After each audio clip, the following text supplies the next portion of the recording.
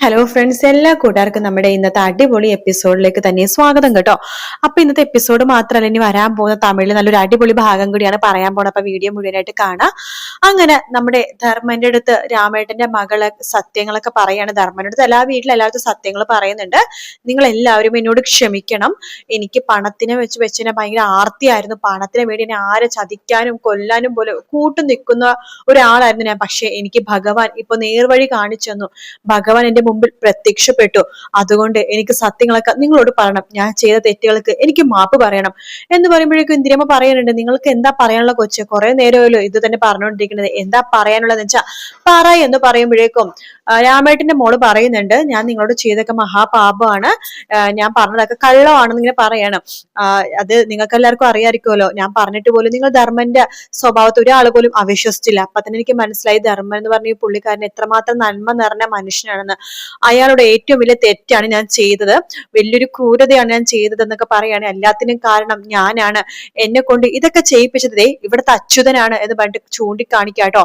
അപ്പോഴേക്കും എല്ലാവരും അച്യുതന്റെ മുഖത്തേക്ക് നോക്കാണ്. അച്യുത എന്ന് പറയുമ്പോഴേക്കും ഇവളെ വിശ്വസിക്കരുത്, കള്ളാ പറയണത് എന്ന് പറയുമ്പോഴേക്കും നമ്മുടെ അലോകം പറയണ്ട, അതെ അതെ ഇവള് കള്ളിയാ, ഇവള് കള്ളവാ പറയണെന്ന് പറയുമ്പോഴേക്കും ഇന്നലെ ഞാൻ പറഞ്ഞപ്പോഴേക്കും ഞാൻ പറഞ്ഞതൊക്കെ സത്യം എന്ന് പറഞ്ഞിരുന്ന നിങ്ങളിപ്പോ ഞാൻ പറഞ്ഞതൊക്കെ കള്ളമാണെന്നാണോ പറയണത്? കൊള്ളാം, നന്നായിട്ടുണ്ട്. എന്തായാലും അച്ഛനെ പറ്റിയ മകൻ തന്നെയാ നീ എന്ന് പറയാണ്. എന്തായാലും തന്റെ അനിയനെ വേണ്ടി താൻ എനിക്ക് പൈസ തന്നിട്ട് എനിക്ക് എതിരെ പറയാൻ വേണ്ടി പറഞ്ഞതല്ലേ, ദേ ആ പൈസ ഞാൻ തിരിച്ചു തരാണ്, എനിക്ക് ചെയ്തതിനേക്കാൾ മാപ്പ് തന്നാൽ മാത്രം മതി എന്ന് പറഞ്ഞിട്ട് ഇന്ദിരാമ്മയുടെ കാല് പിടിച്ച് കരയുവാട്ടോ. അപ്പൊ ഇന്ദിരാമ്മ അവരെ എഴുന്നേൽപ്പിക്കുന്നുണ്ട്. പറയുന്നുണ്ട്, മോള് ചെയ്തു പോയ തെറ്റുകൾക്കൊക്കെ മാപ്പ് ചോദിച്ചപ്പോ തന്നെ മോള് ചെയ്ത തെറ്റുകൾക്കൊക്കെ പരിഹാരമായി. ഞാൻ നിന്നോട് ക്ഷമിച്ചിരിക്കുന്നു മോളെ, കുഴപ്പമൊന്നുമില്ല. എല്ലാത്തിനും കാരണം എന്റെ മകനാണല്ലോ, നിന്നെ കുറ്റമായിട്ട് കാര്യമില്ല. ഇപ്പൊ നീ വന്നില്ലെങ്കിൽ വേറെ ആരെങ്കിലും അവൻ ഇതുപോലെ ഏർപ്പാടാക്കുമായിരുന്നു. അവന്റെ സ്വഭാവം അത്ര നീചമായിട്ടുള്ള സ്വഭാവമാണ്. സ്വന്തം കൂടപ്പിറപ്പിനെ പോലും ചതിക്കാത്ത ഒരു മനസ്സാണ് അവന്റെ. മോള് പോയിക്കോ, കുഴപ്പമൊന്നുമില്ല എന്ന് പറയാണ്. ശേഷാപ്പയുടെ ധർമ്മനെ അടുത്ത് വന്നിട്ട് കൈ കൂപ്പി ധർമ്മനോട് മാപ്പൊക്കെ പറയുന്നുണ്ട് കേട്ടോ. അപ്പൊ ധർമ്മൻ സാരില്ല എന്നൊക്കെ പറയാണ്. അങ്ങനെ ആ പെണ്ണ് അവിടെ നിന്ന് സങ്കടത്തോടെ ഇറങ്ങി പോവാണ്. ആ പെണ്ണ് ഇറങ്ങി പോകുമ്പോൾ തന്നെ ധർമ്മം പെട്ടെന്ന് അച്യുതന്റെ കഴുത്തിനെ കയറി പിടിക്കുകയാണ്. എന്തിനാടോ താൻ ഇങ്ങനെ ചെയ്ത്? എന്റെ അളിയനെ തോൽപ്പിക്കാൻ വേണ്ടിയിട്ടാണെങ്കിൽ ഇത്രയും വലിയൊരു മഹാപാപം എന്തിനാടോ ചെയ്തത് എന്നൊക്കെ പറയാണ്. അത് പറയുമ്പോഴേക്കും നമ്മുടെ അച്യുതൻ ഒന്നും മിണ്ടാതിരിക്കുകയാണ്. അപ്പോ സുകന്യ അതുപോലെ തന്നെ ഇന്ദിരയും പറയുന്നുണ്ട്, വേണ്ട മോനെ വീട് എന്ന് പറയണേ.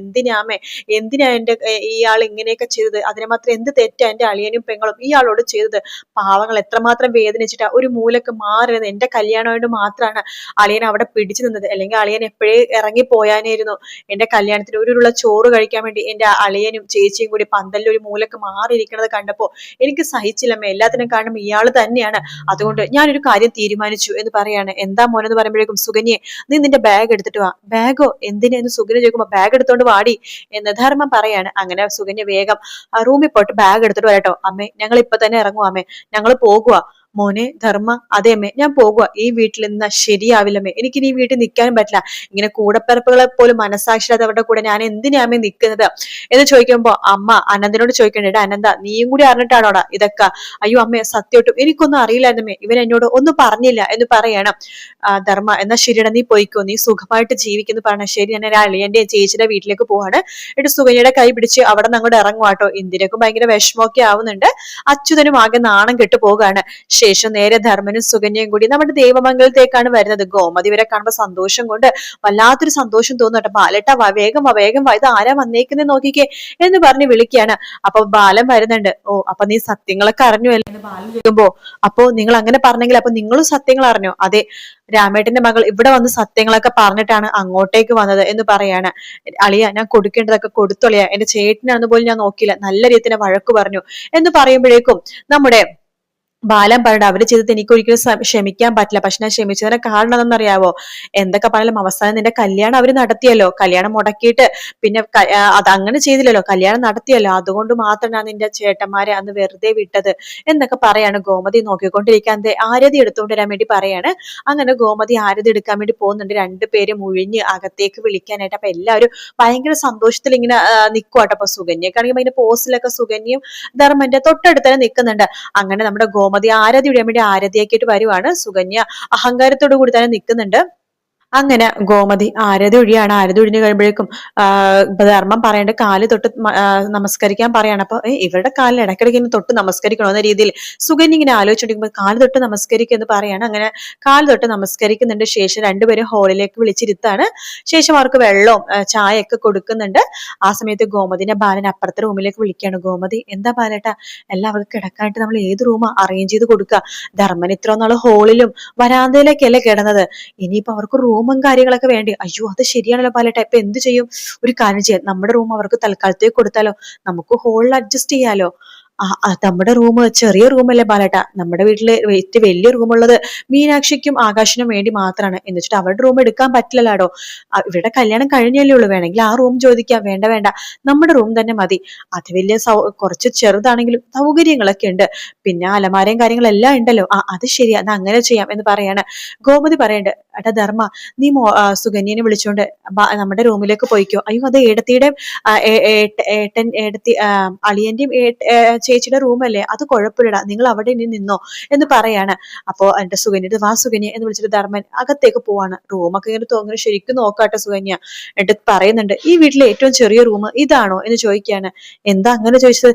അല്ല, ഭയങ്കര ഒരു ചൂടെടുക്കുന്ന പോലെ വല്ലാത്ത ആവി. ഓ അതോ, അത് ഫാൻ ഇടാനിട്ടാണ് എന്ന് പറഞ്ഞ് ഫാൻ ഇടാണ്. ഓ, ഫാൻ ഇട്ടാലും ഭയങ്കര ആവിയുണ്ട്.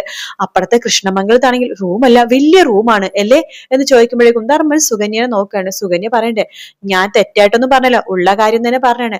ഈ വീട്ടിലെ ഏറ്റവും റൂം ധർമ്മനെ തന്നതാണെന്ന് തോന്നുന്നു എന്ന് പറയാണ്. ആ വീട്ടിലും അങ്ങനെ, ഈ വീട്ടിലും ഇങ്ങനെ തന്നെയാണല്ലോ എന്ന് പറയുമ്പോഴേക്കും ധർമ്മം പറയണ്ട, വലിയ റൂം ചെറിയ റൂം അങ്ങനെയൊന്നുമില്ല. കല്യാണത്തിന് മുമ്പ് ഞാൻ ഹോളിലാണ് കിടന്നത്. ഇവിടെ ആകെ 3 റൂമല്ലേ ഉള്ളൂ. അളിയന്റെ 3 മക്കളുടെ വിവാഹം കഴിഞ്ഞതല്ലേ. പിന്നെ അളിയൻ പറയുന്നുണ്ടായിരുന്നു, അനുവിന്റെ വിവാഹം കഴിയുമ്പോഴേക്കും വീടിൻ പുറകുവശത്ത് രണ്ട് റൂമും കൂടി എടുക്കണമെന്ന്. അളിയനുടനെ റൂമൊക്കെ എടുക്കുമായിരിക്കും. അപ്പൊ അതുവരെ നമ്മൾ ഈ റൂമിൽ അഡ്ജസ്റ്റ് ചെയ്യണമെന്നാണ് പറയണത്. അപ്പൊ ധർമ്മം മനസ്സിലാക്കാനുണ്ട്, ഓ എന്ത് റൂം അഡ്ജസ്റ്റ് ചെയ്യല്, ഭാര്യയും ഭർത്താക്കന്മാരെ പോലെ ഒന്നും അല്ലല്ലോ കഴിയണത്, അതുകൊണ്ടിട്ടായിരിക്കും ഇങ്ങനെയൊക്കെ ചോദിക്കണമെന്ന് വിചാരിക്കുകയാണ്. എന്താ നിങ്ങളൊന്നും മിണ്ടാത്തതെന്ന് സുകന്യ ചോദിക്കുമ്പോ, ഒന്നുമില്ല, സുകന്യക്ക് ബുദ്ധിമുട്ടിലേക്ക് കട്ടിലേക്ക് കിടന്നോ, ഞാൻ നിലത്താണെങ്കിൽ കിടന്നോളാം. എനിക്ക് കിടക്കുമ്പോൾ നല്ല സൗകര്യത്തിൽ കിടക്കണം, അതുകൊണ്ട് ചോദിച്ചാണ് എന്ന് പറയണം. അപ്പോഴേക്കും ഗോമതി വരുന്നുണ്ട്. സുകന്യയുടെ ചോദിക്കണം, മോളെ റൂമൊക്കെ ചെറുതാണ് കേട്ടോ എന്ന് പറയാണ്. കുഴപ്പമൊന്നുമില്ല, ഇന്ന മോൾക്ക് കൊടുക്കാൻ സാരി, ഇത് ഞാൻ മോൾക്കും ധർമ്മനും തരാൻ വേണ്ടി മേടിച്ച ഗിഫ്റ്റ് ആണ് എന്ന് പറഞ്ഞ് കൊടുക്കാണ്. അങ്ങനെ അവര് ഗോമതിന്റെ അപ്പുറത്തേക്ക് പോകുമ്പോഴേക്കും സുകന്യ വേഗം തന്നെ ഇങ്ങനെ തുറന്നു നോക്കാണ്. അയ്യോ, ഇതെന്താ സാരിയോ, ഇങ്ങനത്തെ മോഡൽ സാരി ഒന്നും ഞാൻ ഉടുക്കാറില്ല, ഇത് അമ്മച്ചിമാരുടെ മോഡൽ സാരി എന്ന് പറഞ്ഞിട്ട് അങ്ങനെ ഇടുക കേട്ടോ. അപ്പൊ അത് ഗോമതിക്ക് ഫീൽ ആവുന്നുണ്ട്. ഗോമതി അത് അവരുടെ വിചാരം ഗോമതി കണ്ടിട്ടില്ലെന്നാണ്, പക്ഷെ ഗോമതി അത് കാണുന്നൊക്കെ ഉണ്ട് കേട്ടോ. എന്നിട്ട് അത് മാത്രല്ല, സുകന്യ ഇങ്ങനെ, എനിക്ക് ഇങ്ങനെ വില കൂടിയ സാരി മാത്രമേ പിടിക്കുള്ളൂ, 500 സാരി ഒന്നും ഞാൻ ഉപയോഗിക്കാറില്ല. അപ്പൊ ധർമ്മം പറഞ്ഞു, ഇവിടെ സർക്കാർ ഉദ്യോഗസ്ഥയായിട്ടുള്ള മീനാക്ഷി പോലും 500 സാരിയുടെ താഴെ അവൾ ഉടുക്കാറുള്ളൂ എന്ന് പറയുമ്പോൾ അതൊന്നും എനിക്കറിയണ്ട, ഞാൻ വീട്ടിലാണെങ്കിലും നല്ല രീതിയിൽ തന്നെ അണിഞ്ഞൊരുങ്ങി നടക്കുള്ളൂ എന്നൊക്കെ പറയാട്ടോ. ധർമ്മം ശരിക്കും പെട്ടുപോകാണ്. എന്തായാലും നല്ല അടിപൊളി ഭാഗമാണ് ഇനി വരാൻ പോകുന്നത്. വീഡിയോ ഇഷ്ടപ്പെട്ടാൽ ലൈക്ക് ചെയ്യുക, സബ്സ്ക്രൈബ് ചെയ്യുക, കമന്റ് ചെയ്യുക. മറ്റൊരു വീഡിയോ കാണാം. Take care, bye bye.